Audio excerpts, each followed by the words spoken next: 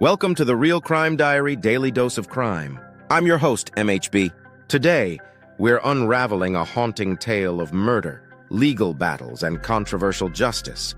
The case of Felicia Gayle and the man accused and convicted of her murder, Marcellus Williams. On August 11, 1998, Felicia Gayle, a former St. Louis Post-Dispatch reporter, was brutally murdered in her own home in the University City suburb of St. Louis, Missouri. Gayle was stabbed between 10 and 43 times with a butcher knife taken from her kitchen.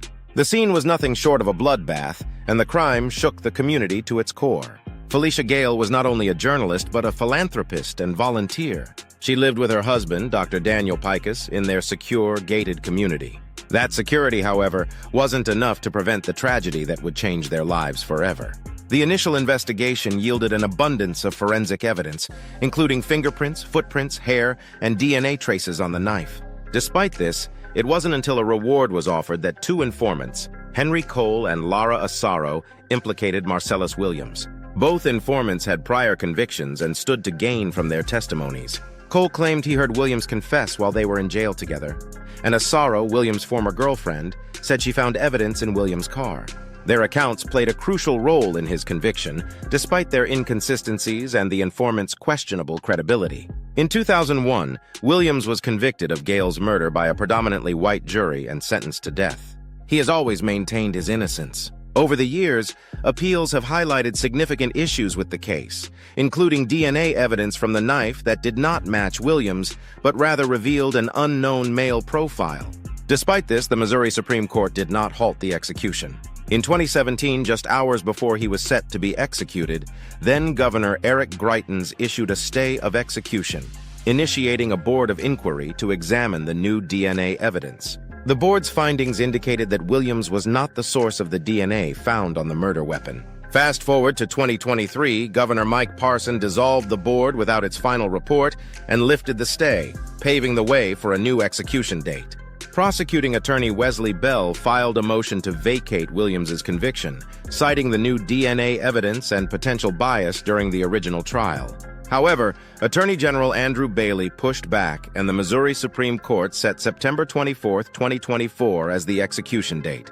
On August 21, 2024, Williams accepted an Alfred plea offered by the prosecution to commute his death sentence to life imprisonment without parole. This move, though controversial, highlights the immense pressure and complexity surrounding this case. The Missouri Supreme Court blocked the plea deal, keeping the execution on track while scheduling a hearing to reconsider Williams's innocence.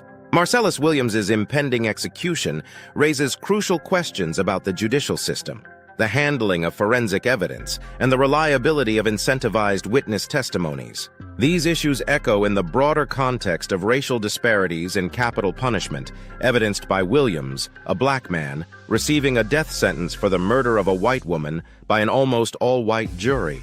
As of now, the fight for justice continues as lawyers and supporters rally to halt the execution. The Innocence Project and other advocacy groups argue that DNA evidence proves Williams's innocence, urging the public to take action through petitions and social media campaigns. Felicia Gayle's murder remains a heartbreaking tragedy, and the subsequent legal turmoil surrounding Marcellus Williams underscores the profound complexities and potential flaws within our justice system. It serves as a critical reminder of the importance of due process and the ever-present need to ensure that justice is truly served for all. Thank you for tuning in to the Real Crime Diary Daily Dose of Crime.